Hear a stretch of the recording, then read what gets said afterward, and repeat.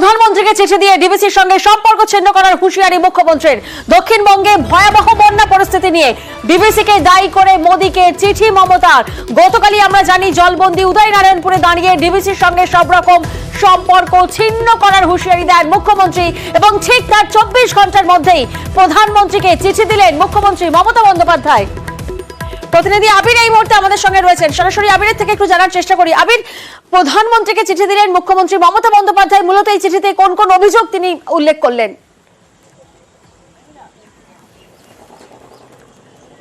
প্রথমত হচ্ছে যে 2021 সালের 4 আগস্ট এবং 5ই অক্টোবর এর আগেও দুবার রাজ্যের তরফ থেকে প্রধানমন্ত্রীর দৃষ্টি আকর্ষণ করে চিঠি দেওয়া হয়েছিল এবং সেই চিঠির প্রসঙ্গের কথা উল্লেখ ছিল যে ডিবিসি তারা না জানিয়ে যেভাবে জল ছাড়ছে, তারা যেভাবে অসহযোগিতা করছে, তার জেরে এই রাজ্যের বিস্তীর্ণ অংশ জুড়ে বন্যা পরিস্থিতি তৈরি হয়।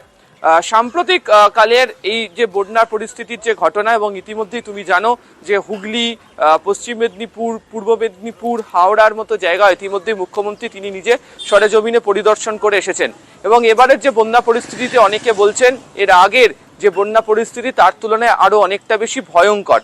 এবং এর কারণ ব্যাখ্যা করতে গিয়ে তারা বলছেন যে ডিবিসির যে ছাড়া যে জলের পরিমাণ এবং ডিবিসি যে সময় জল ছাড়ছে রাজ্যের সঙ্গে যথাযথভাবে তথ্য না জানিয়ে, রাজ্যের সঙ্গে সরাসরি সংযোগ না রেখে জল ছাড়ার ফলে এই পরিস্থিতি তৈরি হচ্ছে। চিঠিতে তিনি উল্লেখ করেছেন যে 16ই সেপ্টেম্বর ডিবিসির চেয়ারম্যানের সঙ্গে তিনি কথা বলেন এবং তারপরে দেখতে পাওয়া যায় যে 17ই সেপ্টেম্বর যে জল ছাড়ার পরিমাণ আরো অনেকটা বেশি বৃদ্ধি করে দেওয়া হয়। রাজ্যের যে অভিযোগের যে জায়গা বা রাজ্য যেটা বারবার ধরে বলে আসছে যে ডিবিসির যে জলাধারগুলি রয়েছে, এক্ষেত্রে মাইথন এবং পাঞ্চেত যেখান থেকে জল ছাড়া হচ্ছে, সেই জলাধারগুলিতে বছরের পর বছর ড্রেজিং করা হয় না, পলি নিষ্কাশন করা হয় না এবং এই যে জলাধারগুলি রয়েছে সেগুলোকে জল ধারণ ক্ষমতা বৃদ্ধি করার জন্য যে যথোপযুক্ত সংস্কার করা দরকার সেই সংস্কারের কাজও কেন্দ্রীয় সরকারের তরফ থেকে করা হয় না।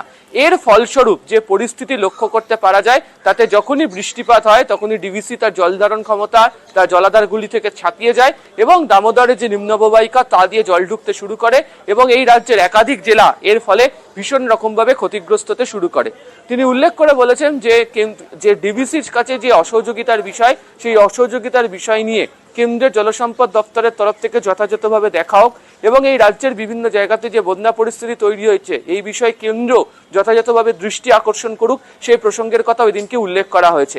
রাজ্যের তরফ থেকে মুখ্যমন্ত্রী যে চিঠি দিন প্রধানমন্ত্রীকে পাঠিয়েছেন সেই চিঠির অংশে কত পরিমাণ জল ছাড়া হয়েছে, কোন নির্দিষ্ট সময়ের মধ্যে সেই জল ছাড়া হয়েছে এবং তার প্রভাব কি পড়েছে সেই প্রসঙ্গের কথা পুরোপুরিভাবে উল্লেখ করা হয়েছে।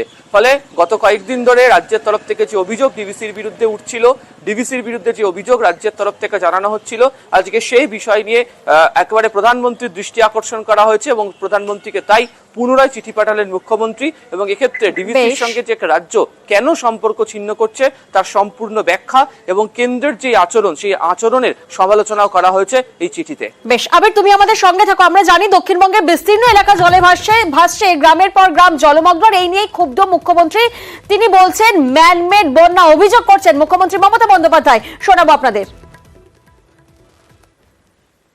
আমি তো ডিবিসি হিসেবে সব সম্পর্ক পশ্চিমবাংলার কাট আপ করবই। আমি ফিরে গিয়ে আমার একটাই কাজ, জল ছাড়া। বৃষ্টির জন্য এই বন্যা হয়নি, this is not for rain. বৃষ্টি তো থেমে গিয়েছে ঝাড়খণ্ডে, তাও এখনো ডিবিসি জল ছেড়ে যাচ্ছে, আজকে সকালেও ছাড়া হয়। আর যখন শুকিয়ে যায় বাঁকুড়া, পুরুলিয়া, এক ফোঁটা জল চাই দেয় না। আর এখন ইচ্ছা করে আমাদের ডোবাচ্ছে কেন? এর কৈফিয়ত দিতে হবে না? বাংলাকে বদনাম করা হচ্ছে। বিজেপির একটা ইন্টারনেট সিস্টেম খুব স্ট্রং আছে, লেফটিস্ট তো আছেই সাথে, তারা বাংলাকে ডিফেম করছে। ডিবিসির সঙ্গে সম্পর্ক ছিন্নের পথে রাজ্য, আর এবার রাজ্যকে চ্যালেঞ্জ শুভেন্দু অধিকারীর। শুনুন। উনি কি জানেন যে পশ্চিমবাংলার পশ্চিমাঞ্চলের 7 থেকে 8টি জেলায় আলো জ্বলে, কারখানা চলে, ট্রেন যায় ডিবিসির বিদ্যুতে? একটা পাওয়ার প্ল্যান্ট করতে পারেননি, ডিবিসির উপর নির্ভর করেন, আবার ডিবিসি কে সঙ্গে সম্পর্ক কাট আপ করবেন বলেছেন। আমি আপনাকে চ্যালেঞ্জ করছি আজকে বিকেলের মধ্যে ডিবিসির সঙ্গে সম্পর্ক ছিন্ন করুন। এই মুহূর্তে আমাদের সঙ্গে তৃণমূল নেতা অরূপ চক্রবর্তী রয়েছেন। অরূপ বাবু, আপনি শুনলেন শুভেন্দু অধিকারী বিরোধী দলনেতা, তিনি রাজ্যকে চ্যালেঞ্জ করলেন, কি বলবেন আপনি? না, শুভেন্দু অধিকারী সমস্যা হচ্ছে, শুভেন্দু অধিকারী তো প্যাথোলজিক্যাল নয়। শুভেন্দু অধিকারী 2014 সালের লোকসভা নির্বাচনের সময় নিজে যখন প্রতিদ্বন্দ্বিতা করেছিলেন প্রার্থী হিসেবে, তখন তিনি কি বক্তব্য রেখেছিলেন আজকে ফিরেছে? সেদিনকে শুভেন্দু অধিকারী বক্তব্য রেখে বলেছিল পশ্চিমবাংলা 2011 আগে অন্ধকারে ডুবে থাকতে, আজকে বিদ্যুতে স্বনির্ভর হয়েছে মমতা ব্যানার্জি। এটা তো ঘটনা, লোডশেডিং কমে গেছে রাজ্যের দিকে।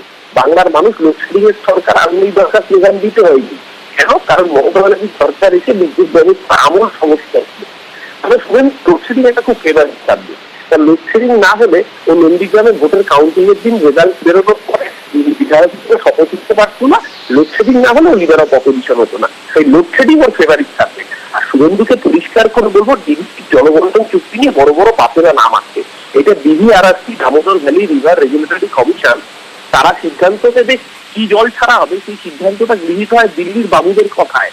দিল্লিতে বসে থাকা সরকারা ঠিক করে কত কিউসেক জল ছাড়া হবে, আর পশ্চিমবঙ্গে বানবাসী প্রতিপথে তার মানুষ মেনে নেবে। আজকে খুব গায়ে লাগছে, কেন ঝাড়খণ্ডের সীমানা নিয়ে বড় বড় কথা বলতে হয় জানেও না, হলে মানুষকে মিটিং করছে।